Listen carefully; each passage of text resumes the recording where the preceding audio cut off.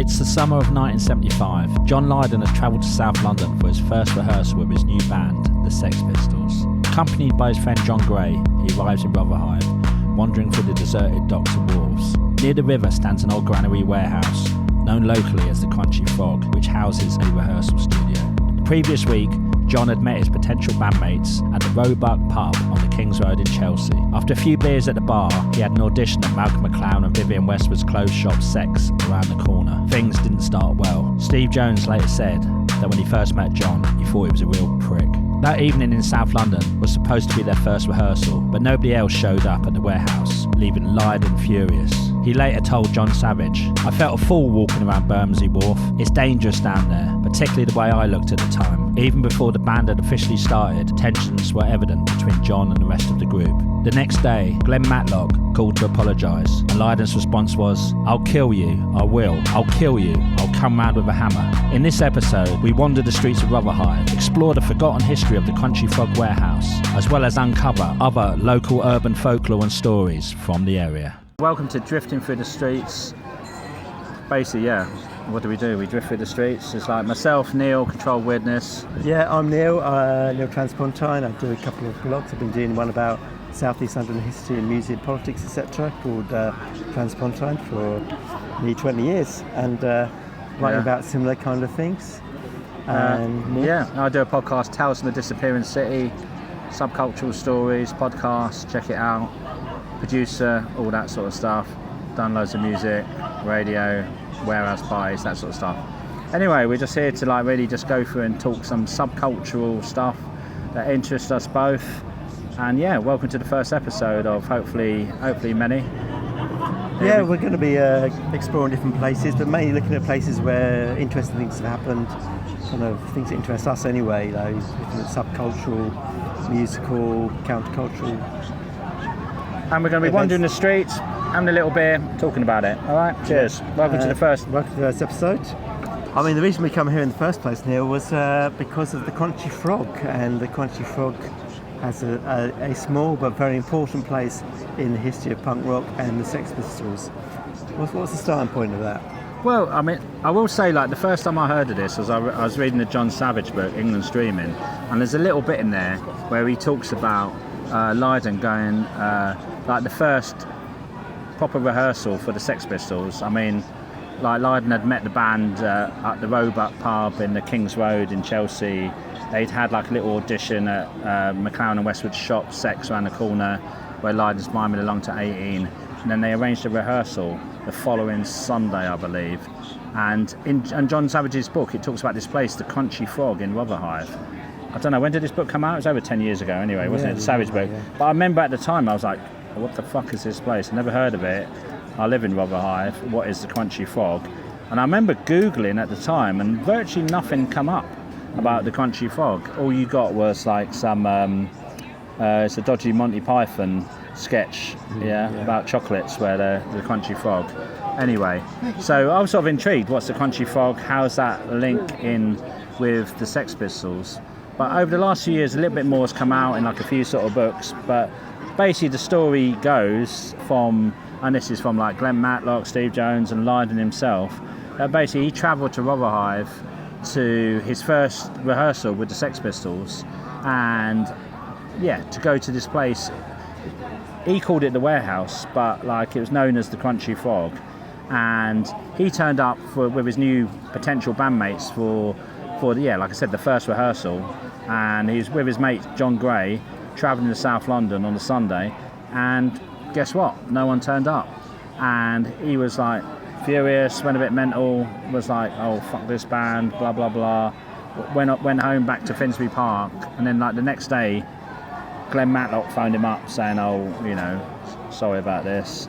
And Lydon's I'll kill you, I'll fucking kill you, I'll come round with a hammer. And Steve Jones, Paul Cook, they'd thought, they'd met Lydon in the Roebuck a few days earlier. And already at the start, there's this sort of thing, they're thinking, well, fuck this guy. I can't be bothered to schlep over to South London from West London to do it. And then I think Matlock said he was worried about getting a jumping the fares and all that. And to pay for the tube, yeah. I mean, I suppose to put it in context, that was quite a critical period in the history of the Sex Pistols. I mean, the band that very nearly didn't happen in the way they ultimately did happen. The band, so the members, Paul Cook, Steve Jones and Glenn Matlock, had kind of been put together with the encouragement of Malcolm McLaren, of course. And they've been rehearsing together for a while, but they've been trying out various different lead singers, hadn't they? And I think by this point, there was a guy called David Harrison they were trying out as potentially the lead singer. There's some sort of debate whether like Lydon actually, you know, because they used the Crunchy Frog, like the warehouse space by the river, for like some of their early rehearsals, but this is pre-Lydon, and like I said, they used him with David Harrison. I mean, they met through McLaren. He was a bit of a pretty boy, wasn't he? Like David Harrison. Mm-hmm. I don't think he really gelled again with the rest of the band. I mean, you know, there was something. What were you saying? There was something that he saw. He saw down by the river that kind of like myself. He was a fellow ornithologist, and he does say that. He wasn't very cool, you know, trying out to be in his kind of hard band, and he was coming up to Rotherhithe and looking out and saying, "Oh, look, there's a cormorant." Yeah. That didn't go down too well. Cormorants aren't punk rock, are they, really? Well, you know.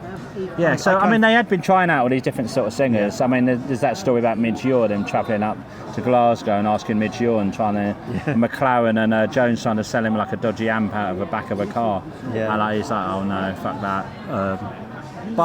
So David Harrison went on to be quite a reasonably successful artist in his own right. He's a friend of the painter Peter Doig, but he wasn't really cut out to be a Sex Pistol, as it seemed at the time. So then they found Lydon, and this was his first tryout, and it didn't happen. So I guess we have to say that really the Sex Pistols, as they became known, came within a hair's breadth of not happening at all, because presumably Lydon could have just turned around then and walked away. Well, I mean, that is more or less what he said, and then I think he had to be convinced, and like they eventually did some rehearsals. There was a pub in where was it, in Wandsworth, or the Rose and Crown, wasn't it? Yeah, so like in the following week they managed to do that, and I've heard the stories as well. They were renting a room above a pub, and apparently like they all started rehearsing there, and like all the punters in the pub were like started moaning about them being too loud, like playing their music, and they're like, well look, we fucking paid for this, you know. So anyway, like, you know, it was the early days of trying to get the band together. But yeah, basically I think from the start the original members of the Sex Pistols, particularly like Jones and Paul Cook, didn't really like Lydon, you know. I mean, we'd say like maybe like the Sex Pistols at the start, they were kind of trying to be like some pub rock and roll band playing fast rock and roll, Faces or like Dr. Feelgood or that sort of sound. Without someone like Lydon, do you think they would have been like what they were? Or I mean, it just kind of begs the question, would there have been a Sex Pistols without John Lydon? And actually we don't have to kind of hypothesise about that, because after Lydon left the Sex Pistols, they did actually carry on and do a whole other album. Who listens to that now? No, exactly, Who Killed Bambi and all that shit. No. So I think, you know... I love the Black Arabs on that album, the disco version, but that's just me. Okay, there's a few classics on there. The My Way version, you know, has its own appeal, but, you know, the Sex Pistols really was the band with Lydon as the lead singer, and if he'd walked away at that point, what would have been left with it probably would have been something like a kind of English New York Dolls cover band, or maybe not a cover band, but that kind of, you know, looked good attitude, but musically would have been like a poppy pub rock, Faces, rock and roll sort of band. And again, love or hate Lydon, like again he was like, you know, like John Gray, like Lydon's mate, and said that basically if it was up to, if Lydon had been allowed to do the music for the Sex Pistols, they'd been unlistenable. I mean, he was listening to all like loads of krautrock, Can, and like people like Peter Hamill and all sorts, Captain Beefheart. You know, he would have made them unlistenable. So in one way, even you had that tension from the start of someone like Lydon being quite obstreperous and like quite like in your face, but almost like the tension between the members of the band. Most of them are like, you know, Glenn Matlock with his trying to do his Beatles melodies and great songwriter and writing his songs, and Paul Cook and Steve Jones just want him to be in the Faces, Yeah. and then Lydon just wanted to be in some like acid freak out 70s weird out band. For what, again, sometimes by the synchronicity or the luck or whatever, that was the perfect combination. But obviously, you could see maybe the faults of that band straight away. They're not going to make like 5 albums, you know. Yeah. Maybe the fact that they made one amazing album, there you go. Yeah, I mean, obviously he's a bit of a Marmite character at the time and since, but you know, he's kind of, I see him as being like the kind of the grit in the oyster, without which there really wouldn't be much of a band. And equally on his own, there wouldn't be much of a band either. I mean, obviously Glenn Matt, a lot of the original bassists wrote most of their good tunes, literally in terms of melodies. I mean, Lydon wrote the lyrics, I would say, And the whole kind of power chords and all the Steve Jones and Paul Cook, the drum in there, that whole kind of powerful bass on which to have it, Lydon's lyrics above it, was very powerful. But I mean, without all those elements, it wouldn't have amounted to much. One thing I'll say is what happened post Sex Pistols, the music that the other lot did was not really all that. Rich Kids was alright, and and Steve Jones, there's some appalling sort of rock stuff he did at the end of the 80s. Yeah. Whereas Lydon went off to do Public Image, and I still think the first couple of Public Image albums are some of the most amazing records, really ahead of the game. Yeah. So it's one of them. Sex Pistols started in South East London, sort of. So how did they end up in the Crunchy Frog? Do you know that? Well, all right. I mean, it's weird because Sex Pistols, they were rehearsing at 6 Denmark Street. That's when McLaren got them a spot to rehearse. Paid the money, he started taking it a bit serious. And right next to him, where they were rehearsing in Denmark Street, was a design company called Hypnosis. Oh yeah, they did all the records sleeves, didn't they? They did all the sleeves for kind of. Ironically, they did a lot of the sleeves for all the bands that maybe the Sex Pistols were saying that they wanted to knock down and destroy. But they did Pink Floyd, they did Led Zeppelin. Yeah. 10cc. Yeah. But basically, Hypnosis. Bands, Hypnosis did all these sort of design, kind of for the early 70s. It started with Floyd, but they kind of did all these. It almost was like the prog stuff, the really But anyway, Hypnosis were literally overlooking 6 Denmark Street. They were literally right next door, and working for Hypnosis was a guy called Peter Christopherson. Yeah. All right. Now, Peter Christopherson ended up being in a group called Throbbing Gristle. Yeah. But Peter Christopherson was involved in all the sort of London underground, early 70s countercultural sort of scene. He'd got involved with Coombe Transmissions, who were the precursor to Throbbing Gristle, their weirdo art performance sort of group. And he sort of knew all the people like Derek Jarman and Andrew Logan, all these sort of countercultural. Very much sort of the avant-garde end of the sort of London gay queer scene at that time. Yeah, exactly. Before punk, 76. And again, there's an interesting period from the maybe 1970, 71 to 76. The sort of underground of London was the arty, queer set. Again, a lot of it based around Andrew Logan. Just up the river from where we are now, we're right by the Crunchy Frog now, but just up the river in Butler's Wharf. But again, there's all these sort of art sort of scenes. Yeah. But anyway, Peter Christopherson knew this place, the Crunchy Frog, because that was, do you want to explain what it was, where it was set up, the Crunchy Frog? Yeah, well, to talk about the Crunchy Frog, I think probably need to go back a little bit in the history of the building. As a place, it was set up in the early 70s, but we were talking about the kind of derelict Dockland area. Well, we'll come back in a minute about whether it's actually derelict or not. But I suppose to talk about the deeper history of the area, because it just gives a bit of context. This was the Docklands, and it's right in the heart of old Rotherhithe. We're just down the road from, or down the alleyway really, from St Mary's Church, the old church of Rotherhithe, and this is the place where a legend has it, or maybe not legend, maybe fact, that the Pilgrim Fathers first sailed off for America. So Christopher Jones, who was the guy who was the captain on the Pilgrim Fathers journey, he's buried in the churchyard just down the road there. So so this is where like you're saying this is where America started, or like the founding fathers of America started. Absolutely, yeah. It all started in the Southeast 16, although they didn't have postcodes at the time. Yeah. But then obviously over the years, this whole area along the river became like big docklands. As the empire spread, people were bringing in stuff from all over the world to around here. And one of the things they brought in a lot of was grain from America, barley and wheat from Canada, and also from Russia, or probably what is now Ukraine. And the building which became known as the Crunchy Frog was originally a kind of granary warehouse. So you've got to think about these ships coming in, they're offloading the grain into a big warehouse. And well, like you said, it was the Docklands, but it's what they called the Pool of London. Yeah, this whole bit going down from here down to London Bridge. Basically, from London Bridge going all the way down, Pool of London, because it was deep enough for the ships to come into, but also once you got beyond London Bridge, if you had big sails on your ship, you couldn't do because it was too low. You know? So this is the Pool of London, and so this is all docks along here. And then, basically, in post-Second World War, that all began to fade away, didn't it? And you had with the containerisation, as in like they started. Everything used to have to come in on ships, and then suddenly they realised you could pack stuff in containers and ship them round. And basically, as the 60s came to an end, like the docklands started to fade away.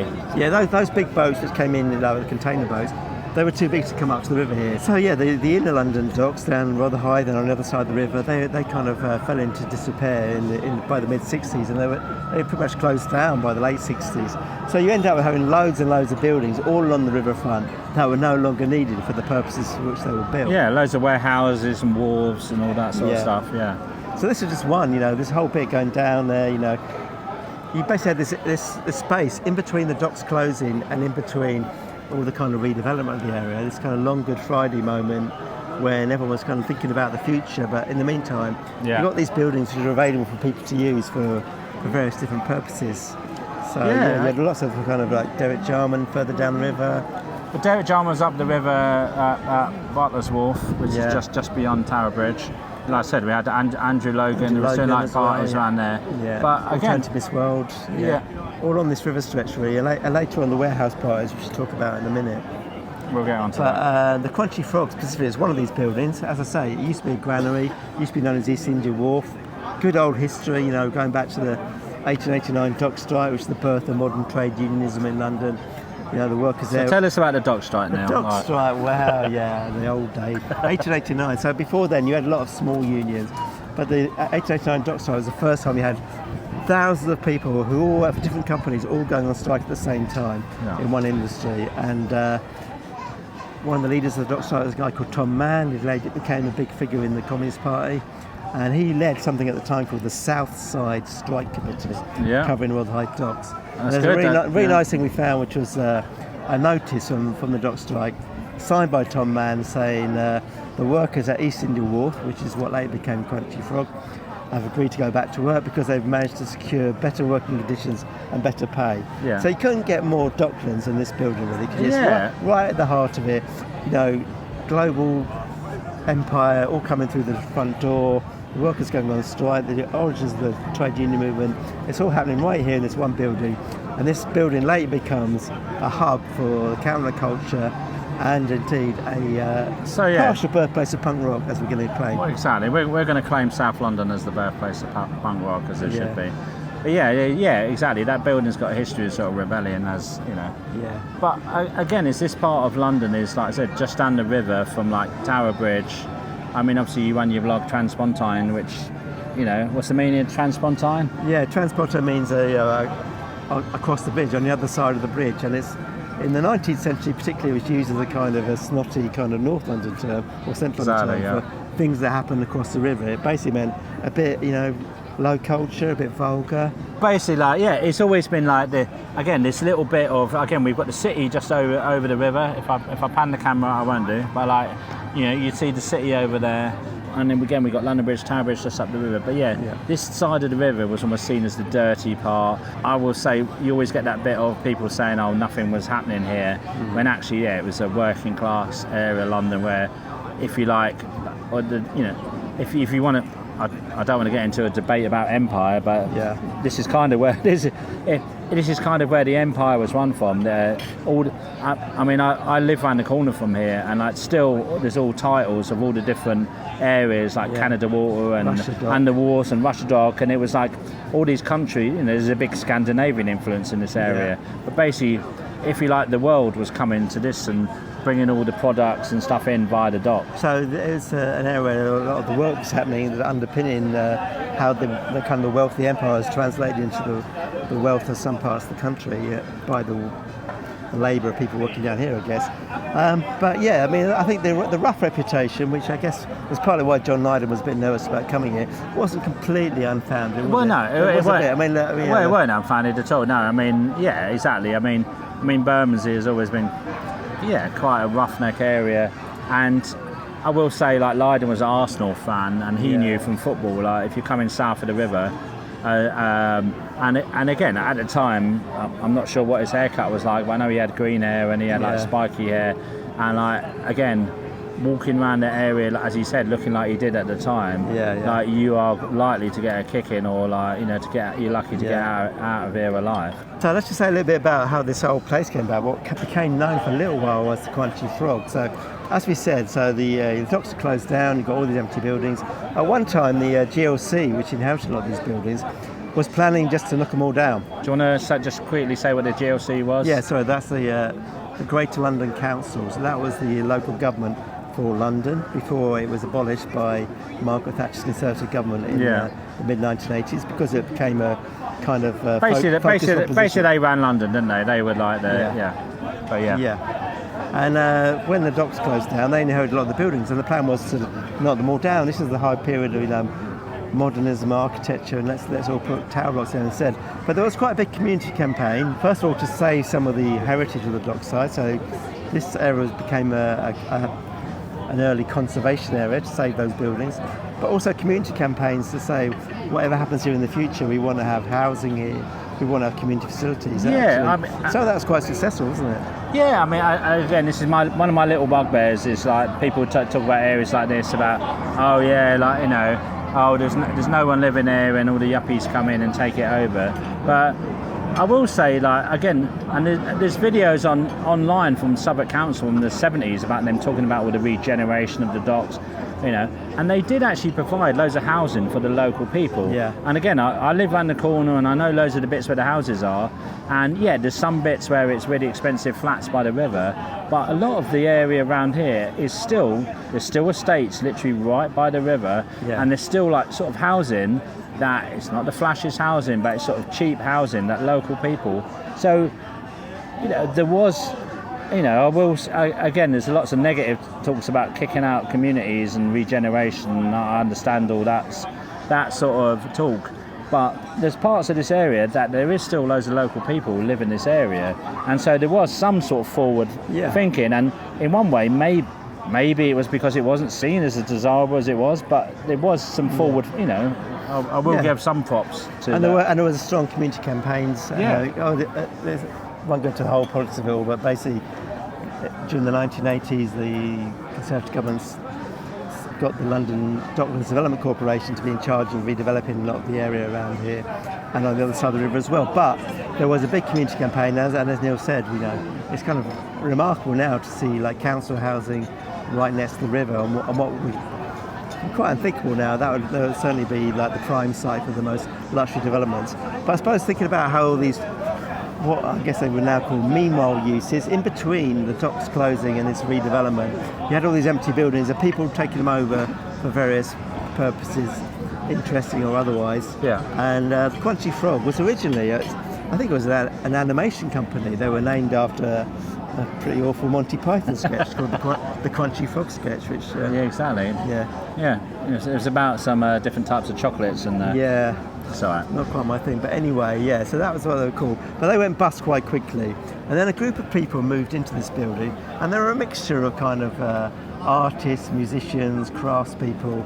They set up a cooperative. They called themselves the Waterside Studios originally, and they had... Well, I will say, like, the space we're talking about, if you Google it, this is, like I said, when I initially heard about the Country Frog, I Googled it, and I come up with the Monty Python thing, but not a lot else.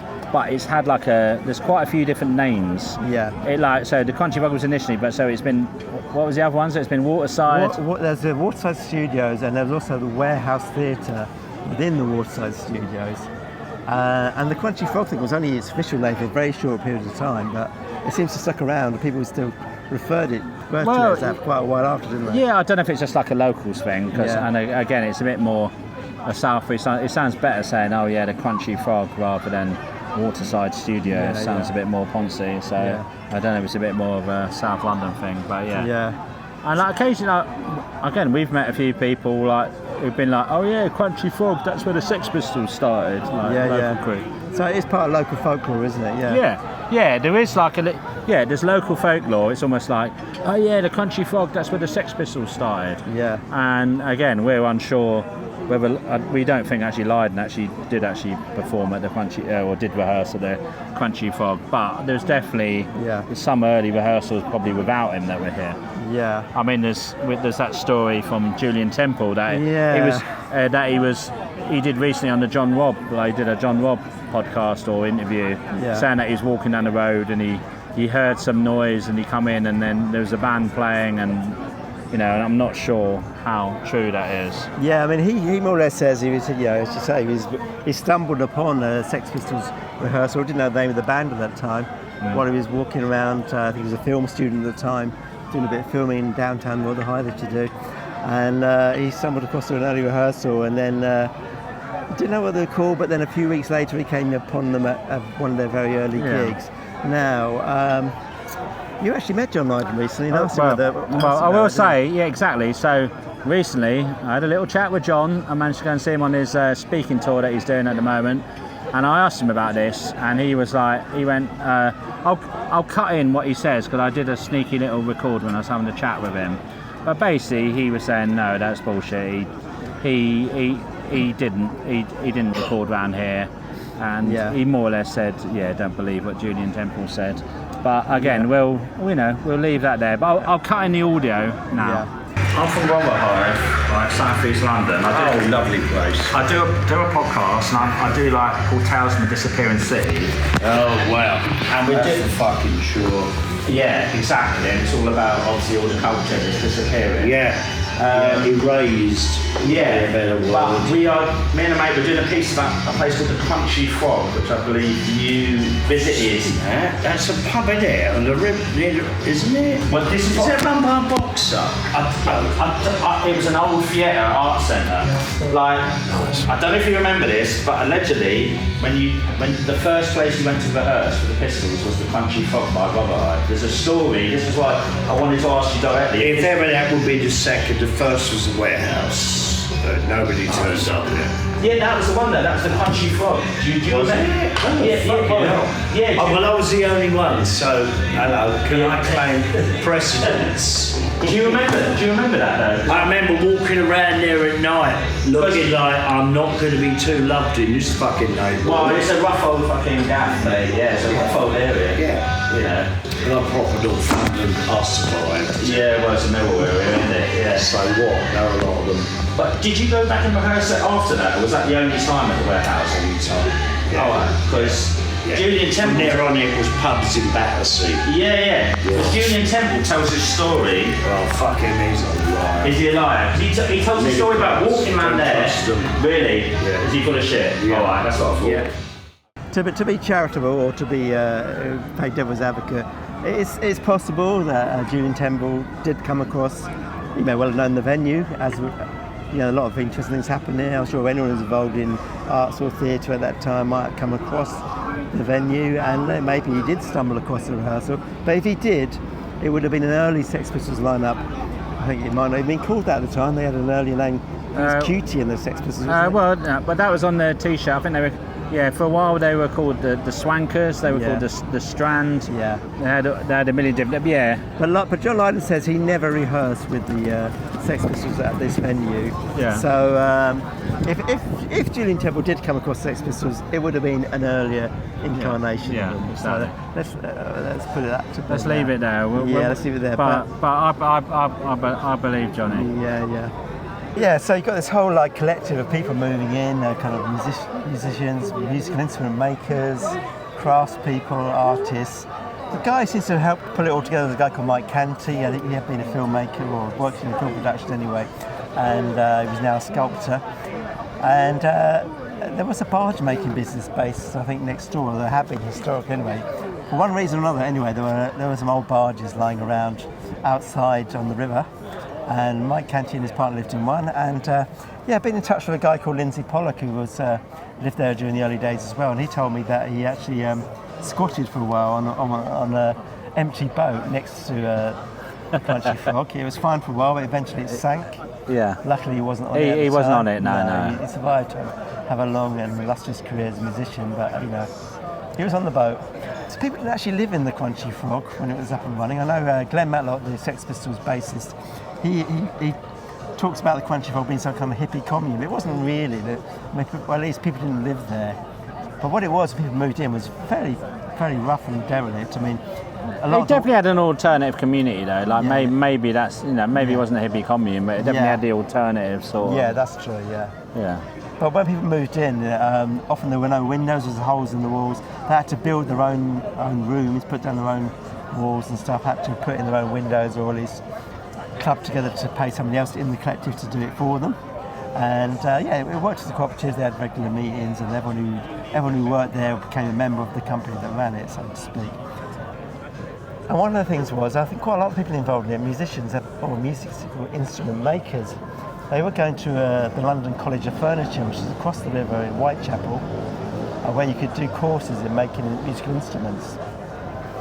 So you got these people there making like bagpipes and flutes and lutes and obscure stringed instruments. Yeah. So that leads into this whole thing, like this crossover with what became known as the early music scene. And when you're saying early music, like you're talking proper. Old. You're talking proper. You're saying early. I like the way you call it early music. It's like early music to me is like 5 a.m. Yeah. But like you're talking like what, like centuries old. Yeah. Centuries old. I think it's perhaps hard to understand now, but that was very much a bit of a countercultural thing, that people were kind of like trying to look outside of conventional classical music and outside of conventional rock. I mean, that's almost like going like proper off grid, isn't it? Yeah, it's like we're going to unplug the electric guitar and have no electrics, and what we're going to play? Yeah. So you're going to a lute and a hurdy-gurdy. You're going to go further back exactly. to early instruments that people were no longer using very much. When people or say you're going to go furder out. Exactly. When people say I'm into proper old school, I'm like, I'm into like fucking lute and hurdy-gurdy shit. Yeah, this is really old school,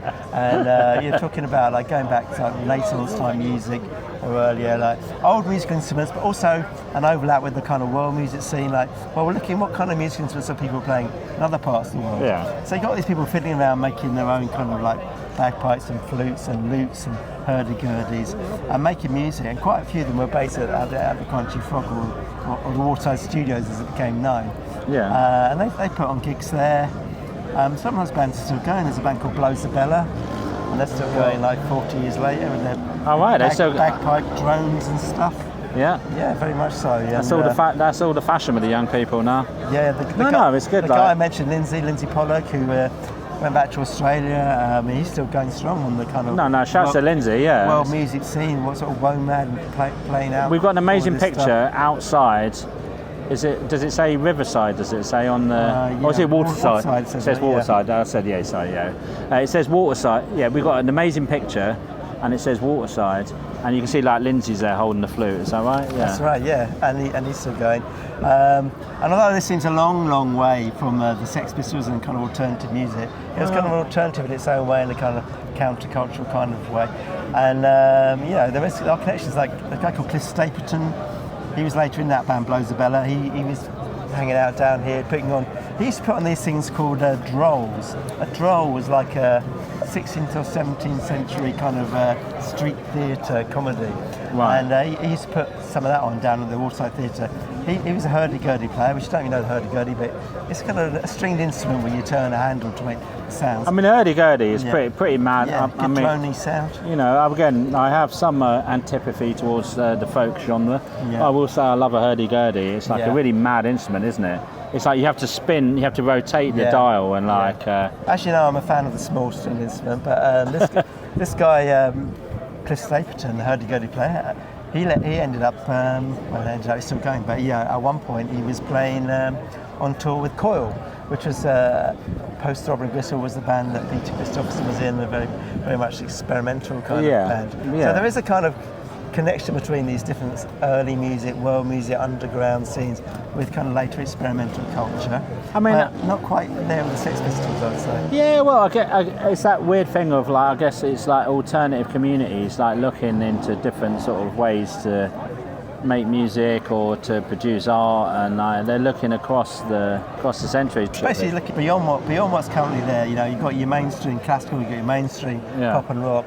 Where else can they go in time or space to find something new? That's where they were coming from. And that's imagine if the Sex Pistols had a hurdy-gurdy player. And anarchy in the UK with a hurdy-gurdy. I'd buy it. I'd buy it. I'd definitely buy it. Yeah, probably someone's done it already actually. But anyway, So I mean, let Sex Pistols, the great lost English folk band, discuss. I think there's something in there. There is something in there about some other punk bands. Yeah. I'm finding it hard to make the case for the Sex Pistols, but we'll see about that.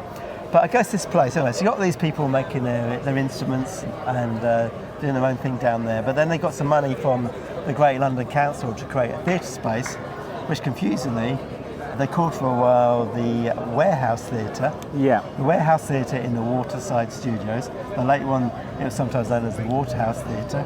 Well, and there was about 3 other warehouse theatres. Yeah, well, when I met John Lydon, like that's what he called it. He called it the Warehouse when I went to the Warehouse. Yeah, not the Crunchy Frog. Yeah. So then they had sort of a social space. So they would have theatre, discos, as they used to call it, and we still do. And and lots of different events there. And I suppose one of the things it was very associated with was the kind of alternative theatre movement of the 1970s. Yes. You sourced up some amazing resources from the alternative theatre that got put on I keep calling it the Country Frog, but it was the Waterside. Yeah. Can we give the synopsis that's in of the play that was on there? Because that, to be honest, it sounds like one of the most incredible. Yeah. I mean, I'm assuming that people who were in the Crunchy Frog at that time, they would have been aware there was a very noisy band rehearsing upstairs, and they would have certainly been aware of the Sex Pistols and the cultural impact they were making in 1976, 77, when they were all over the papers and the tabloids and everywhere else. So one of the theatre groups down there was a theatre group called the Incubus Theatre Company, and in 1977, later in 1977, I think it was as late as I'm looking at my notes now. November 1977. Do you want me to read it? They did a play called Soon Maybe Boogie. Do you want to read a summary of what it was all about? Yeah, so it says, upstairs at 72 Domestos Gardens, Mrs. Ivy Gorringe, blind widow of ex-Moseley Brownshirt Neville Gorringe, tries to contact her late husband in the spirit world, while her son, deaf but uncommitted ageing delinquent Terry Gorringe, sublimates the frustrations of 30 years of welfare state benevolence in ritual bouts of bad language. Downstairs, the Iron Jelloids, an extraterrestrial guerrilla rock band, endlessly rehearse their unlovely, subversive and eventually super destructive rhythms. In the course of one evening, the ashes of Neville Gorringe attain consciousness. The Jelloids' lead singer is killed by an electric shock. Terry Gorringe is jerked from his apolitical torpor into full maturity. Right-wing muscle combines with outer space know-how, and the building burns down. There you go. So they've probably been really annoyed that this noisy band were playing upstairs while they were doing it. But what was the title of that? What was the title of that alternative? Yeah, Soon Maybe Boogie was the name of the. And that was by Incubus, and and the fictional band, as we say, was called the Iron Jelloids. If anyone saw that production, I'd love to know. We actually managed to find some photos of the production. So we'll cut them in. Yeah, great. So they had a whole kind of loads of different kinds of alternative theatre happening here. The Women's Theatre Company were a feminist outfit, obviously. Different people who later became more prominent in the punk movement or later. A guy called Coxhill, he played saxophone with the Damned for a while, didn't he? And he was very big in the improv jazz. No, I mean, he's quite a respected improv jazz player. Yeah, he was down here in 1976 with a theatre company called Forkbeard Fantasy, playing in something called the Cranium Show. Patrick Fitzgerald, I think he did There's a Safety Pin Stuck in My Heart for You. He was in something called the Eastenders Abbreviated Soapbox Theatre, another theatre company who played here. And there's something called the People's Show, which really grew out of the late 1960s arts lab movement. A guy called Jeff Nuttall, famously wrote a book called Bomb Culture, very much the kind of link person between the sort of beatnik culture through into the counterculture. I mean, I guess from what we've been looking into, like the interesting thing is, like, I mean, again, there's this element where they talk about punk as being this explosion and it destroyed everything and it was against the hippies, and in a lot of ways it was. But a lot of it actually come through these spaces that had been set up by like these 60s sort of radicals. I mean, Carolyn Coon, who, like, you know, if you like, named the punk movement, at least in the English press, she named it as a punk movement, was, you know, goes back to late 60s and release and stuff like that. So it was almost like, that if you like, a lot of the punks wanted to destroy the hippies and they were the hippies and they were against the hippies, but a lot of that, if you like, radical sort of spaces had been like, maybe they were against the hippies as well, but they were, if you like, spaces where some of this, you know, growing sort of new movement managed to sort of like bloom and like be born. Yeah, for sure. I mean, all the punks are sick of Hawkwind fans as well. Exactly. Well, didn't John Lydon used to sell acid at Hawkwind gigs? Yeah. In fact, I've been meeting him recently by a guy called Mark Astronaut, who's in a great anarcho-punk band from Welwyn Garden City called the Astronauts. Sadly died a couple of years ago, and he talks about he was student union entertainment secretary at might be Hatfield College or Welwyn College, and he booked the Pistols to play. Right. And it was when the Pistols were playing at that college in Hertfordshire that Pete Shelley and Howard Devoto came down to see them and met up with them. That's what fateful meetings of punk. Yeah, okay. And booked them to come up and play in Manchester. Okay. Another fateful gig. But he says at that first gig, he was an old head basically.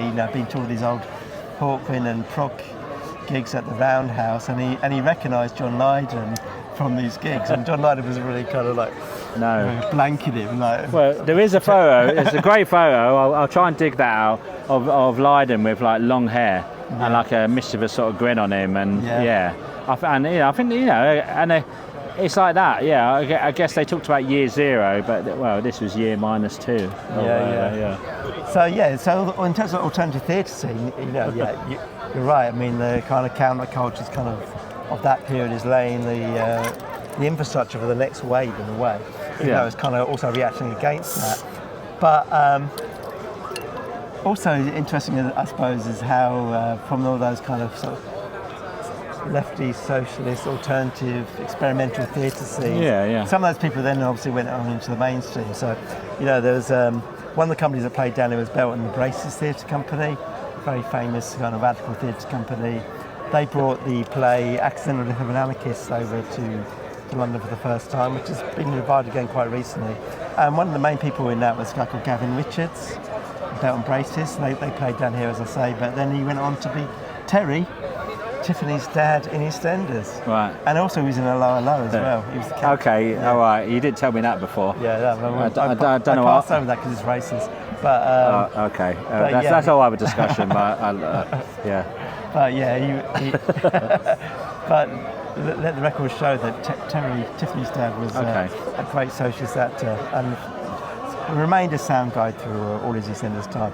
And the people showing what he mentioned, when they played down here, one of the people who acted was a guy called Mike Figgis, ended up a film director. He directed Leaving Las Vegas with Nicolas Cage and others.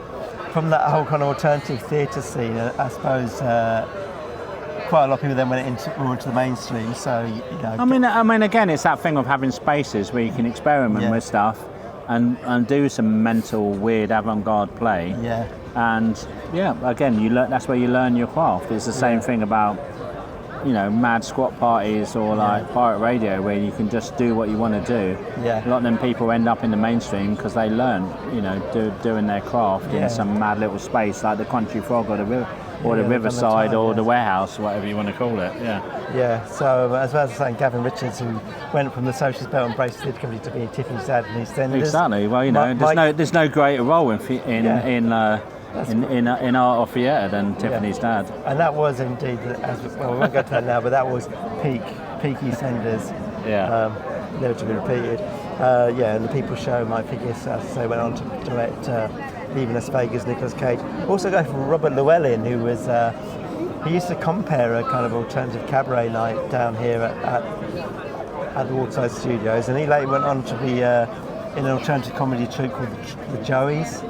And then he went on in the 80s and 90s to become Crichton, who was the android character in Red Dwarf, the 80s and 90s sci-fi series. All right. So all these people come through here at one time or another. I mean, we said earlier on about, the area with a bit of a reputation, some of it unfounded, some of it not so unfounded. Yeah. I mean, there is a connection with, the kind of, I suppose, the kind of East End gangster world, isn't there, and the whole kind of cray type scene. You know a bit about that, don't you?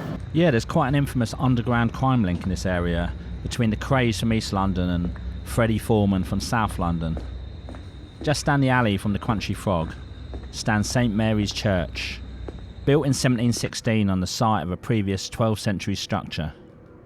On the rainy morning of October 29th, 1967, this location became the scene of a gruesome discovery. The body of Jack the Hat McVitie was found wrapped in an eiderdown blanket in the back seat of his own Ford Zephyr, parked outside the church. Jack McVitie was a well-known figure in London's 1960s underworld. His downfall stemmed from his blatant disrespect for both Ronnie and Reggie Cray. The twins had initially given McVitie £500 to kill their business partner Leslie Payne at his home in Tulse Hill, with the promise of another £500 upon completion. Instead of carrying out the hit, McVitie spent the money on drink and drugs. McVitie's behaviour worsened as he began openly insulting the Cray twins in pubs, mocking their sexuality and making offensive accusations. This led to his expulsion from their criminal organisation and the withholding of the additional £500. Tensions escalated when McVitie drunkenly threatened the twins with a shotgun outside their Regency club, though the doorman disarmed him and sent him away. A few weeks after the shotgun incident, McVitie was lured to a party on Evering Road in Stoke Newington with promises of rejoining the Cray organisation. At the gathering, Reggie Cray attempted to shoot McVitie, but when the gun jammed, he resorted to stabbing him to death with the help of other gang members. Following the murder, most of the Cray gang fled, leaving Ronnie Bender to clean up. Chris and Tony Lambriano, along with Bender, eventually decided to move the body across the river to distance it from their territory. They drove through the Rotherhithe tunnel but became separated. Chris and Ronnie found Tony's car, which had run out of petrol, parked outside a church near the tunnel. They left McVitie's body in the back seat, covered with an eiderdown, hoping it would be discovered and assumed to be a South London crime. Realising the implications of leaving a body in South London, the Cray twins contacted Freddie Foreman, a South London gangster, for help. Foreman retrieved the car with McVitie's body and arranged for it to be dumped at sea from a fishing boat. This murder and the subsequent cover-up efforts in Rotherhithe set in motion the events that led to the Cray twins' downfall. On March the 5th, 1969 at the Old Bailey, Ronnie and Reggie Cray were each sentenced to 30 years in prison. Chris and Tony Lambriano received 15 years each. Ronnie Bender was given 20 years. Charlie Cray, the twins' brother, got 10 years. The murder of Jack the Hat McVitie and the dumping of his body outside of Rotherhithe Church ultimately started a chain of events that marked the beginning of the end for one of London's most notorious crime families. Yeah, I mean, obviously, as we've discussed, this very much kind of dockside working class community, but also this is kind of an interzone area, really, because you're not far from Tower Bridge, and then across the Tower Bridge is the financial heart of London, the City of London. So you have got this kind of slightly bohemian edge to Rotherhithe, where you get kind of, I was going to say middle class, but I'm going to say actually upper class people, kind of slightly slumming it here, maybe not slumming it, that's a bit unkind, but kind of again, it's the Transpontine thing of it. It's like the south side of the river, and it's almost like, yeah, you're outside, like, you know, you're in the old sort of docks, the sort of stuff you can maybe get away with here that you couldn't get away with in like more decent society, shall we say. Yeah. You know, so it was like an area that maybe people could come. Yeah. And again, that was always the thing, south of the river, not too far from London Bridge, where you could indulge, shall we say, in pleasures that you couldn't really do in polite society. Yeah, so in the 1930s, Jessica Mitford, one of the famous Mitford sisters, lived in Rotherhithe Street, just down the road here. I think she was at number 41 Rotherhithe Street.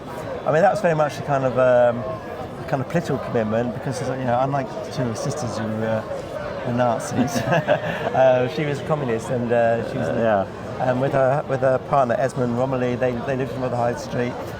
And they were very involved in the local life of the Labour movement. You know, they went on May Day parades in Southwark Park and kind of anti-fascist marches. And yeah, it's easy to kind of dismiss it. They were kind of bougie, slumming it, but you know, they really did enter into the life of local people. And their daughter actually died here from an illness she caught while she was living here. Well, I will say, and he went off to fight in Spain and died in the Second World War. Yeah, I will say, I mean, this whole area has had quite a, again, for all that Bermondsey sort of linked to some more dodgy right-wing sort of stuff and the politics, and it's also been like the home of like some quite progressive socialist people, like, you know, like Ada Salter, and I mean, we've got Salter Road literally just around the corner from where we are, and they were talking about, they were more about providing homes for the local community, providing healthcare, and it was, if you like, it was like a bastion of that sort of, well, how would you describe it? Yeah, I suppose because the Independent Labour Party is kind of sort of progressive left-wing of the Labour Party before the Second World War, very much rooted in trying to do things for local people. One of the things I liked about it is they had this thing called the Beautification Committee, and they actually managed to negotiate with the church to turn a lot of old churchyards into parks and plant loads of trees. So yeah, they were kind of very ahead of the time in a lot of ways. Yeah, so you got that kind of left-wing kind of. Yeah, I mean, Southwark Park was the first public park in London. You know, and they opened that in, I think, 1860 something. I'd have to double check the date on that. But again, you know, for whatever reason, this area had a lot of sort of progressive sort of movements that were going on to, if you like, you know, benefit the working classes of the area. Yeah, and then you've also got this kind of, as I say, this kind of upper class bohemians scene, which is, I suppose we mentioned Princess Margaret, but she was probably the most famous person. Princess Margaret, Queen Elizabeth's sister, auntie of the current monarch. Yeah, she was having an affair, wasn't she, with Anthony Armstrong Jones, his name was, and he was a photographer, later became Lord Snowdon. And when they were having that affair, they famously shacked up, or spent quite a lot of time in Rotherhithe Street, at a house where various famous people crashed and hung out over the years, including poet John Betjeman, playwright Noel Coward, Marlene Dietrich. So, I mean, that's an amazing one to me. I can't imagine like Marlene Dietrich down the Angel in Rotherhithe, but no, but seemingly she was. So you got this. So you know, you're not in the. You're basically in an area which is in the heart of Rotherhithe, but it's also just around the corner from Central London. So you have got this, and I think this Rotherhithe Street in particular seems to be this kind of slightly interzone, which is kind of interesting in what later comes along with the Sex Pistols and all these countercultural theatre companies, all the rest of it. It's kind of, again, this kind of threshold area. Yeah, well, it's that weird thing how like certain little spots or places, like just over different periods of time, just become like hotspots of like, alternative culture or radicalism, or you can't really explain why all these things throughout the years happening. Like literally, like I don't know, like we're talking about an area within like I don't know, like a few hundred meters of all this sort of stuff going on. And I suppose, you know, we started out talking about the Sex Pistols. They're certainly not the beginning or the end of this story in terms of musical culture and this place, because later on in the 80s it was very much a kind of a well-known jazz scene here, wasn't it? There was that was a whole other scene that sort of started here. This guy called John Edge used to put on jazz nights here. And some of the people who later became part of Loose Tubes, a well-known London jazz outfit, people like Steve Berry, they were playing here regularly at those jazz nights in the 1980s. Also a kind of a link with a sort of more cool London, I guess, beatbop revivalist, a guy called Tommy Chase Quartet played here. Also he was also playing down the WAG, and kind of that overlaps a bit with a kind of the sort of 80s jazz, funk, soul scene. People like Giles Peterson certainly knew Tommy Chase. Well, yeah. I mean, I've actually got a link to the area. Like I'm not sure the year. It was probably 1984, 1985. I used to go loads of warehouse parties, like funk rare groove parties down by the river. And I used to go on a Saturday night. I used to go to a pub called the Spice of Life in Soho. Off Charing Cross Road, Cambridge Circus. And if you went in there, you could normally find out where some parties are going on down in the warehouses down by the river. And I remember going down there and like hearing about this party that had happened down in Rotherhithe. And what I thought that it was, what I heard that it was a dirt box party. There was a guy Phil Dirtbox put on parties, and I heard about this amazing party in Rotherhithe down in the old docks by the river on a Saturday night. So basically I thought it was like, oh, this must be like every week. So with my mate Colin, I travelled up, and this is when I still was at home living in Abbey Wood, and we travelled up and we come out of Rotherhithe Station Saturday night, and a bit like John Lydon in 1975, you'd come out of Rotherhithe, and again 1984, whatever year it was definitely quiet. There was not really a lot going on, and like we're like looking for this amazing, like I said, I was going to these warehouse parties. So we come out of Rotherhithe Station and we're wandering around for about half an hour, trying to listen for music, trying to find out where this party was. But there was just sort of deathly silence. There's just like the abandoned sort of warehouses, nothing going on. And in the end, we were just like, okay, all right, we don't know where the party is, let's go home. So for years, I was like, okay, all right, I'm not sure. I heard about this party, did it ever happen? Was there really a party down in Rotherhithe? And then years later, well, particularly in the last 3 years, Nicky Holloway, who was involved in a lot of the old sort of acid house, and he was involved in parties, Special Branch and stuff like that, which happened down at Throbbing Street. He was an old school rave party promoter. He actually was said in an interview where he was talking about loads of the old warehouse parties, and he actually said, oh yeah, there was that time that we did a party down at the Crunchy Frog in Rotherhithe. And again, I'd be intrigued to know if anyone out there actually went to that party. But again, for years, I thought it was a Phil Dirtbox party, maybe it was a Nicky Holloway party, but yeah, that was like a mythological sort of party for me. And like I said, like Lydon, I was wandering the sort of streets at that time, trying to find something that was going on, but there wasn't. And like I said, it was kind of scary at that time. It was kind of quiet, but you didn't want to really hang about in that area too much late at night.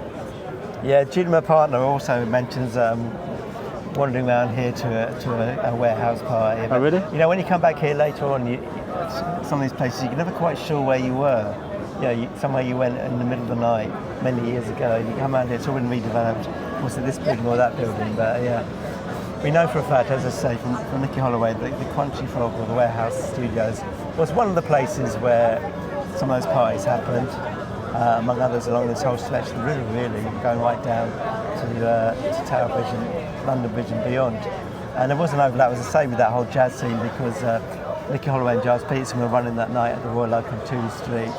And also some of the jazz musicians who were playing at the jazz club at the Warehouse Studios were also then going down and playing some of the places they were playing at. So there's kind of overlap between those scenes.